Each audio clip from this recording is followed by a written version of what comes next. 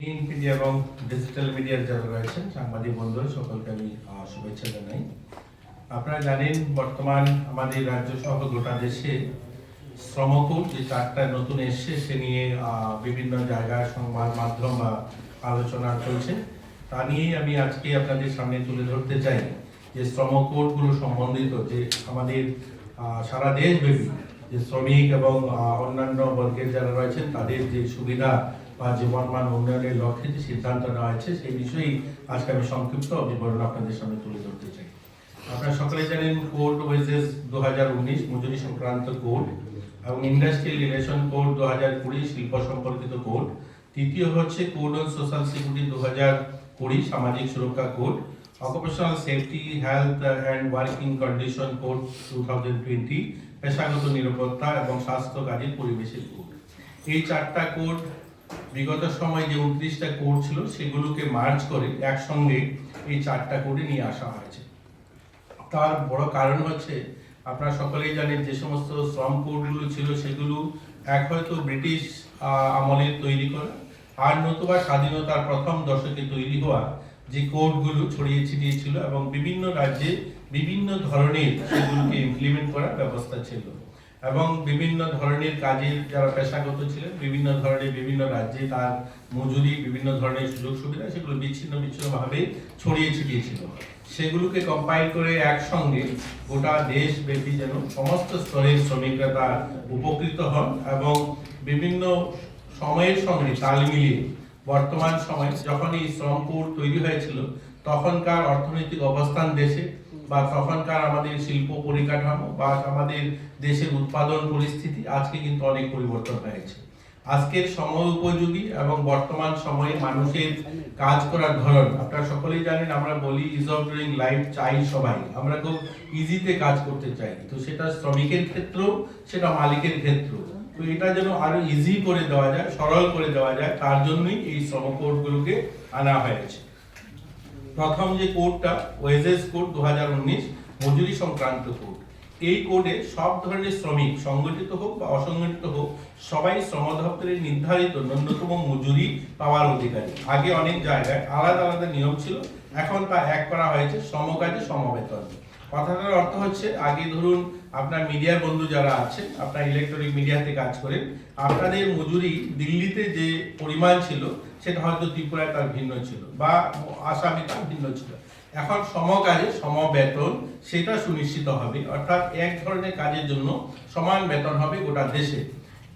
বর্তমান সময়ে আমরা চা শ্রমিকের যে মজুরিটা দিয়ে থাকি অন্য রাজ্যে অন্য ধরনের মজুরি দেওয়া হয়ে থাকে, আবার আরেকটা রাজ্যে আলাদা মজুরি।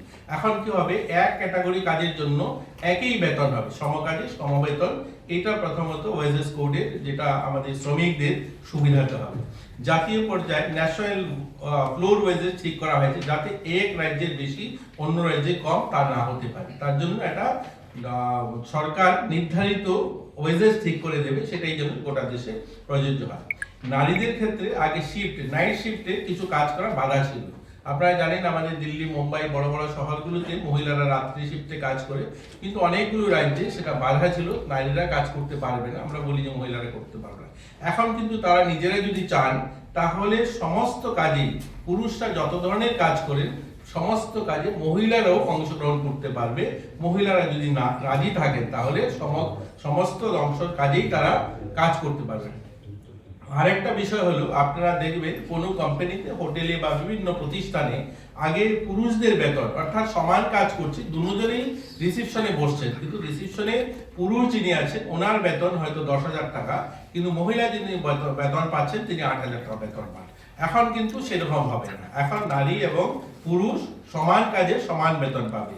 এখন সেই নারী যদি সেই হোটেলের রিসেপশনে বসে সেখানে যদি পুরুষ যদি 10,000 টাকা বেতন পায় মহিলাও সেখানে 10,000 টাকা বেতন পাবে। এটা বর্তমান সময় সুবিধা হয়েছে।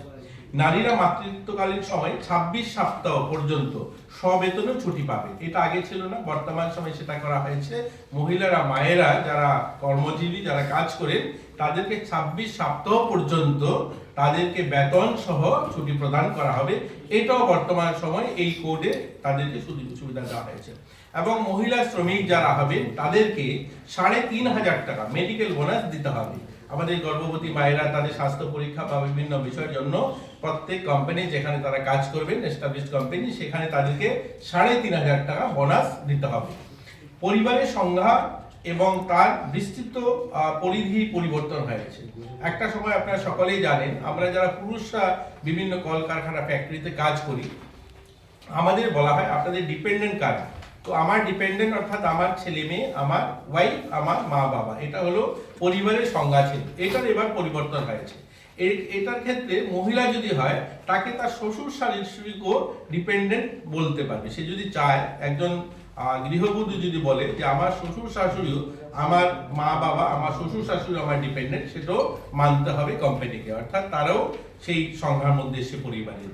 ডিজিটাল মিডিয়াতে যারা কাজ করে, আইটি ওয়ার্কার বা ডিজিটাল মিডিয়াতে সহ অন্যান্য শ্রমিক যারা আছেন, তাদেরকে প্রত্যেক মাসে 7 তারিখের মধ্যে বেতন দেওয়া বাধ্যতামূলক এবং বেতন স্লিপ দিতে হবে। আগে বেতন স্লিপের ব্যবস্থা ছিল না।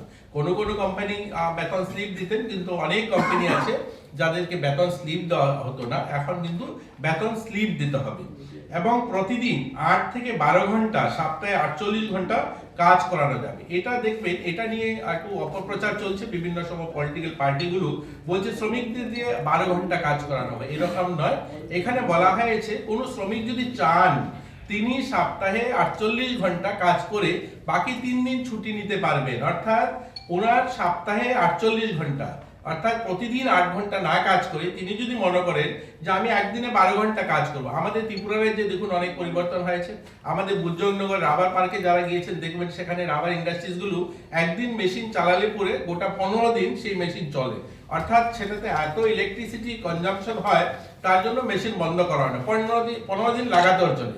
তো সেই ক্ষেত্রে সেখানে কর্মচারী যারা আছে, তারা যদি মনে করে যে আমি 12 ঘন্টা কাজ করব, আমি এক সপ্তাহে আমি 48 ঘন্টা লাগাতার কাজ করব, তারপরে 3 দিন আমি অন্য কোথায় আমি আরো একদিন কাজ করব, ওভার টাইম কোথায় আউটসোর্সিং অন্য কোনো কাজ করব, সেই ক্ষেত্রে শ্রমিকের সুবিধা হলো এটা আগে।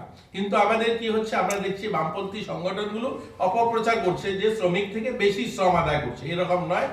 একজন শ্রমিক প্রতিদিন 8 ঘন্টা যিনি কাজ করবেন, তিনি সেইভাবে 5 দিন কাজ করতে হবে। আর যিনি 12 ঘন্টা কাজ করবেন, তিনি 4 দিন 48 ঘন্টা কাজ করেই তিনি ছুটি নিতে পারবেন 3 দিন। তো সেই সমবেতনে তিনিও ছুটি পাবেন, যেটা আগে ছিল সেটাই এখন একটু ইজি করা হয়েছে শ্রমিকের ক্ষেত্রে, যে শ্রমিক যদি চায় সেটা করতে পারে।